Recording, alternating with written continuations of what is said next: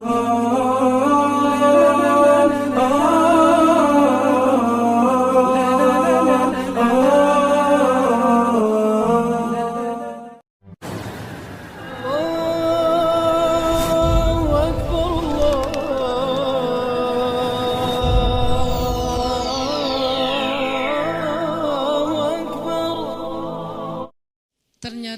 kalau kita menginginkan sesuatu, alur untuk mendapatkannya itu kayak gitu teman-teman. Satu, percaya sama rencana Allah. Disebut dengan istikharah, minta pendapat Allah. Istikharah ini dalam konteks pembicaraan kita malam ini bukan sekedar ibadah sholat 2 rakaat. Walaupun secara ritual dia adalah sholat 2 rakaat, tapi secara nilai dia bukan hanya soal sholat 2 rakaat, tapi soal bergantung kepada Allah, minta pendapat Allah, nanya kira-kira menurut Allah gimana nih. Terus Allah jawabnya lewat siapa? Nah, Allah menjawabnya lewat istisyarah. Pertama, istikharah, minta pendapat Allah. Ya Allah, beri saya petunjuk, ini mau gimanain, ini apa yang harus saya lakuin. Nanti Allah nitip jawabannya lewat istisyarah. Istisyarah itu meminta nasihat orang-orang yang lebih paham, ulama, kiai, ustadz, siapa lagi, guru, orang tua, orang yang lebih bijak dari kita yang banyak pengalaman dalam urusan tersebut. Kita minta pendapat mereka, biasanya Allah nitip jawaban itu melalui lisan-lisan mereka yang terjaga. Karena memang Allah mengatakan Auliyaullah, wali-wali Allah itu ketika dia sudah dekat dengan Allah, maka Allah menjadi pendengarannya, Allah menjadi penglihatannya. Maksudnya yang dia lihat itu sesuai dengan yang Allah inginkan, yang dia dengar itu hanya yang Allah ridhoi, yang dia ucapkan hanya yang Allah ridhoi. Artinya lisannya, telinganya, matanya udah terjaga, selain pikiran dan hatinya pastinya terjaga. Nah, orang kayak gini tuh utusan Allah setelah Rasulullah SAW dalam wujud ulama, da'i, bukan dalam wujud nabi dan rasul, karena tidak ada lagi nabi setelah Rasulullah. Jadi kita kalau mau tahu Allah nitip pesan ke kita, cari tahunya ke ulama. Syekh, Allah nitip pesan gak ke saya? Gitu kalau bahasa santainya ya. Tapi kan gak mungkin kita ngomong gitu ya. Emang lu siapa? Syekh, maksudnya beri saya nasihat. Cuman itu terlalu resmi lah. Analoginya kita kayak nanya, ada pesan gak untuk saya dari Allah? Lewat siapa nanya pesan untuk saya dari Allah? Lewat orang solih yang lisannya terjaga. Biasanya Allah akan titipkan pesan lewat lisan mereka untuk kita. Ini namanya istisyarah, meminta isyarat. Isyarat itu bahasa Arab yang jadi bahasa Indonesia. Isyarah jadi isyarat. Isyarat itu artinya petunjuk. Jadi kalau ada yang ngasih isyarat berarti ngasih petunjuk. Itu arti sebenarnya dari isyarah. Jadi istisyarah meminta isyarat atau meminta nasihat yang sifatnya menunjukkan jalan mana yang baik yang harus kita jalanin. Karena Allah gak bicara langsung kepada kita dalam bahasa wahyu kecuali apa yang sudah diwahyukan di Al-Quran. Karena yang bicara langsung dengan wahyu itu kan hanya para nabi. Kita kan gak bisa langsung wahyu turun dari langit, saya baru dapat wahyu, gak bisa kan. Kadang-kadang kita kayak kegeeran gitu, saya baru dapat ilham, padahal bukan ilham gitu kan. Ilham dari siapa dulu nih? Bisa jadi ilham dari wasawisus syaitan. Siapa tahu ilham kita tentang komen, tentang caption, tentang postingan, tentang repost, broadcast, itu bukan dari Allah, dari setan, karena tidak terjaganya kita. Kalau para ulama, insya Allah mereka terjaga, Allah yang jaga mereka. Sehingga insya Allah ilham mereka itu gak dari mana-mana. Apalagi mimpi ulama itu adalah benar. Mimpi Nabi wahyu, mimpi ulama benar. Itu satu tingkat di bawah para Nabi. Bahkan disebutkan mimpi ulama adalah satu bagian dari 70 bagian kenabian. Nabi itu kan punya banyak bagian kenabian, nubuwah namanya. Nah, satu bagian dari 70 bagian itu adalah mimpi yang benar dari seorang ulama atau orang soleh.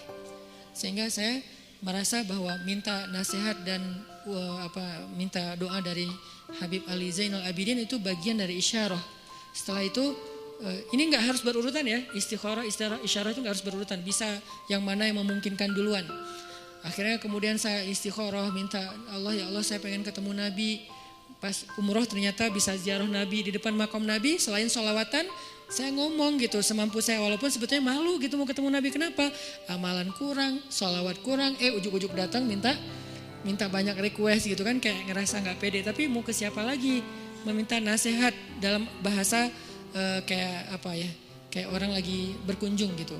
Walaupun pastinya doanya kepada Allah. Jadi saya bukan berdoa kepada Nabi ya, berdoa kepada Allah, cuman lagi ziarah tuh kayak ngomong gitu. Sebagaimana Nabi bicara dengan Khadijah ketika ziarah makam Khadijah. Ya Rasul, saya gimana ya?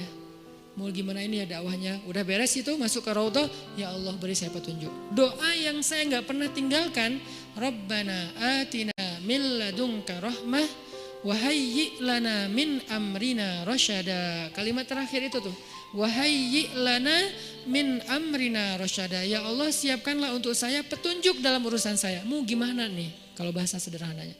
Ternyata Allah beri petunjuk lewat doa tadi para orang soleh, kemudian mimpi, kemudian dapat sebuah kejutan dari Allah yang mungkin sebagian orang ngelihat kejutan ini sebagai sesuatu yang sedih, musibah, ujian. Tapi saya ngelihatnya ini bukan ujian, ini justru jawaban dari doa saya bahwa Allah ingin memberikan celah. Oh gini masuknya, sehingga akhirnya saya merasa bahwa saya mendapatkan apa yang saya minta. Ini sebagai testimoni orang yang pernah mencoba jalur itu ternyata berhasil. Maka coba deh dalam urusan kita. Gimana? Istikharah, istisyarah, istifta. Apa itu istifta? Istifta dari kata fatwa. Bahasa Arab kalau ada ista, alif sinta, itu artinya meminta. Apaan minta apa gitu. Ini kode gitu. Jadi kalau dalam grammar bahasa Arab ada alif sin ta, itu artinya meminta. Jadi kalau istisyarah meminta isyarah, istikharah meminta khiyarah, istifta meminta fatwa. Jadi minta fatwa itu mana? Halal haram, benar salah, hak batil, mana yang harus saya pilih. Nah itu namanya istifta. Sehingga datangnya harus kepada ulama. Kalau istisyarah boleh ulama, boleh orang bijak, boleh orang tua, boleh orang soleh yang ahli ibadah gitu kan. Bisa jadi ahli ibadah itu teman kita sendiri atau siapapun yang kita kenal. Tapi kalau istifta harus ulama. Kalau di Indonesia ulama yang tergabung dalam sebuah organisasi yang resmi, majelis ulama. Itu yang masalah istifta. Dan yang keempat, ini yang paling penting, istiqomah. Apa arti istiqomah? Banyak orang mengartikan istiqomah itu terus menerus, bukan. Itu namanya dawam. Kalau kita sholat tahajud setiap malam selama setahun namanya dawam dengan tahajud. Disebut orang yang qawwam. Kalau sekali doang, qaim.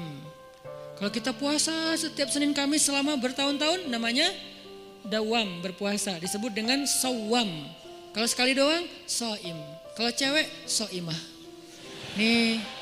Berarti so'imah ini puasa cowok, puasa cewek. So'imah. Kalau udah sering, sawwamah. Kalau qiyam, qaimah. Kalau udah sering, qawwamah. Itu dalam bahasa Arabnya. Nah, itu namanya dawam, terus-terusan, daimun gitu kan. Mereka selalu dawam. Tapi kalau istiqomah artinya bukan konsisten. Dawam itu kan konsisten.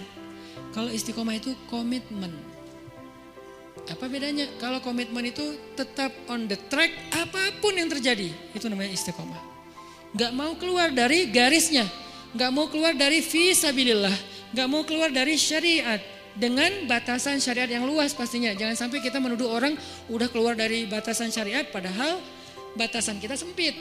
Bisa jadi dia gak keluar. Cuman batasan kita yang sempit. Harusnya syariat itu luas. Keluasan syariat tergantung wawasan Islam kita. Ada yang mengatakan, itu gak boleh, padahal boleh. Kenapa dia bilang gak boleh? Karena mungkin dia baru tahu satu dalil. Itu haram, padahal makruh. Itu makruh, padahal mubah gitu kan. Nah intinya, kalau kita gak keluar dari batasan syariat, apapun kejadiannya, kita disebut orang-orang yang istiqomah. Komitmen dengan Islam. Kalau komitmen, Allah pasti bantu. Innal ladzina qalu rabbunallah tsumma istaqamu. Allah bantu apa? Tatanazzalu alaihil malaikah, malaikat turun. Kemudian Allah menolongnya, Allah menjauhkannya dari musuh. Nah ini empat cara untuk sampai kepada kebaikan yang kita harapin. 1, minta pendapat Allah. 2, minta pendapat orang bijak. 3, minta pendapat ulama. 4, kalau udah tahu dari 3 itu ilham, kemudian isyarah, kemudian fatwa, maka fastaqim. Fastaqim, tetaplah di situ, jangan melenceng walaupun sekedar mata ataupun perasaan. Apalagi sampai kaki kita melenceng, walaupun sekedar mata aja atau perasaan. Rabbana la tuzigh qulubana. Ya Allah, jangan biarkan hati kami tergelincir. Ya muqallibal qulub, tsabbit qulubana. Allahumma habbib ilainal iman. Jadi kita minta, kalau kayak gini insya Allah teman-teman gak usah khawatir. Bilang ke mereka, kata Allah, Allah takhafu, janganlah kalian takut karena Allah bersama dengan